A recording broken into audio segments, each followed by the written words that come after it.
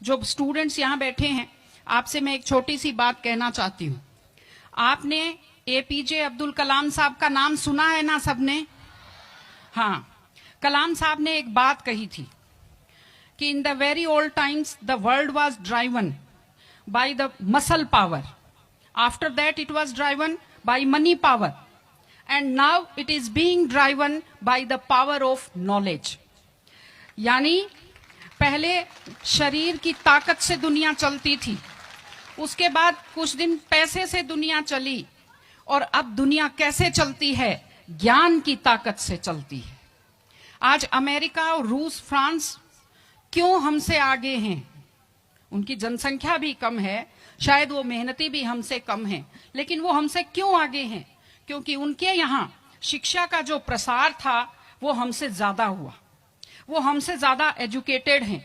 हम लोग प्राचीन काल में हमारे यहाँ बहुत अच्छी यूनिवर्सिटी थी, नालंदा यूनिवर्सिटी थी, तक्षशिला यूनिवर्सिटी थी, लेकिन जब मध्यकाल आया तो हमने अंधविश्वासों पर ज्यादा ध्यान दिया और जो नॉलेज था साइंस का उस पर हमने कम ध्यान दिया, इसलिए हम विश्व में पिछड़ गए।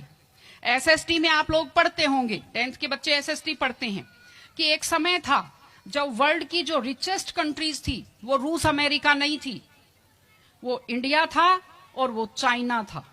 चीन और भारत विश्व के सबसे धनी देश थे, लेकिन हमने एजुकेशन पर ध्यान देना छोड़ा। उसका नतीजा ये निकला कि हम लोग गरीब हो गए, हम लोग पिछड़ गए, हम लोग कमजोर हो गए।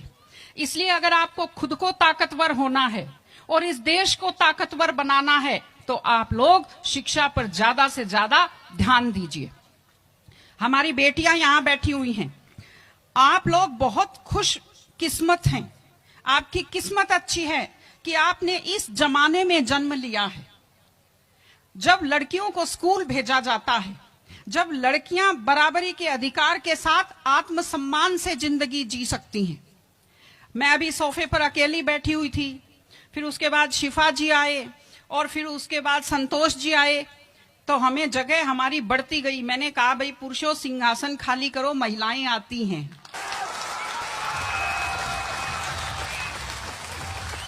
तो आप लोग बहुत खुशकिस्मत हैं।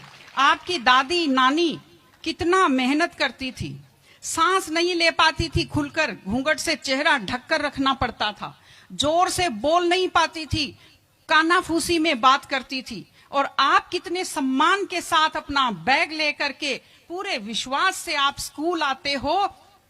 बहुत खुशकिस्मती की आपके लिए बात है, आपको इसका फायदा उठाना चाहिए। आपको कोशिश करनी चाहिए कि आप एक मजबूत नारी बने। और आपसे मैं कहना चाहती हूं कि आपके ऊपर बहुत विश्वास करते आपके पेरेंट्स आपको घर से बाहर भेजते हैं, अपने माता पिता को हमेशा अपने मन में रखिए।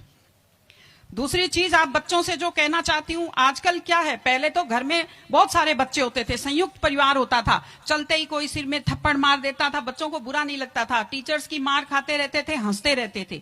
आजकल 1-2 बच्चे होते हैं घर में, बच्चे बहुत सेंसिटिव होते हैं। आप लोगों को जब आपके माता पिता टोकते हैं, आपके टीचर्स टोकते हैं, आपको बुरा लगता है। आपको बुरा नहीं लगना चाहिए, क्योंकि ये वो लोग हैं जो आपकी चिंता करते हैं। मैं आपको एक छोटा सा किस्सा सुनाऊंगी। एक गाय जंगल में चल रही थी, अचानक उसने देखा एक बाघ पीछे दौड़ा। गाय भी भागी जान बचाने के लिए, सामने दलदल था, वो दलदल में थोड़ा चली, वो दलदल में फंस गई। बाघ भी पीछा करता हुआ आया, वो भी दलदल में फंस गया, लेकिन गाय से थोड़ी दूरी पर था, चल नहीं पाया। तो गाय हंसी और उसने बाघ से कहा, बाघ तू तो गया, तू मरेगा। तो बाघ ने कहा, तुम क्या हंस रही हो, तुम भी तो मरोगी दलदल में। उसने कहा, मैं नहीं मरूंगी, देखना। शाम को जब मालिक ने देखा गाय नहीं आई, वो 2-4 लोगों को लेकर आया। जब देखा गाय दलदल में फंसी हुई है, वो रस्से लाया, लकड़ी लाया और गाय को निकालकर बाहर किया। तो गाय ने बाघ को कहा, बाघ तुझे कोई नहीं निकालेगा, मैंने कहा था ना, जिसको संभालने वाले होते हैं वो दलदल में फंसकर नहीं मरता। आपके जो टीचर्स हैं, आपके टीचर्स और आपके पेरेंट्स आपको संभालने वाले हैं। अगर आप उनकी बात मानेंगे, आप डांट के पीछे छुपी हुई उनकी चिंता को आप समझेंगे तो आप बुराइयों के और गलतियों के दलदल में कभी नहीं फंसेंगे।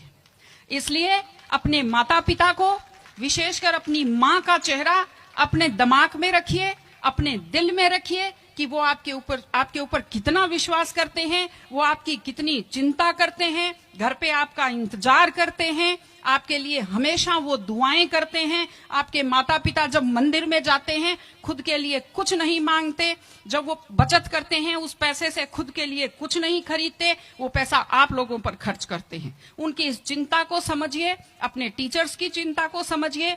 मैं आप सबको बहुत शुभकामनाएं देती हूं कि आप लोग, आपकी बुद्धि तीव्र हो, आपका मन बहुत समृद्ध हो, आपका हृदय बहुत संवेदनशील हो।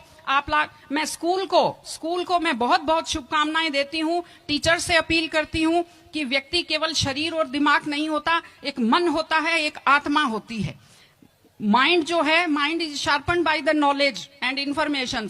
दिमाग तो तेज होता है, लेकिन बच्चों का मन समृद्ध कीजिए, उन्हें कमजोर पर दया करना सिखाइए, उन्हें परिवार के प्रति संवेदनशील बनना सिखाइए कि वो एक अच्छे संपूर्ण नागरिक बने, जिसको कहते हैं कंप्लीट पर्सनैलिटी, वैसे बने। मैं स्कूल को, आप सब बच्चों को, आपको ढेर सारी शुभकामनाएं देती हूं। आप अच्छे व्यक्तित्व बने, आप अच्छे नागरिक बने, एक मजबूत परिवार का, मजबूत देश का और एक अच्छे समाज का आप निर्माण करें। आपने बुलाया, हमें सुना, हमें सम्मान दिया, मैं हृदय से आभारी हूं। बहुत बहुत धन्यवाद। नमस्कार।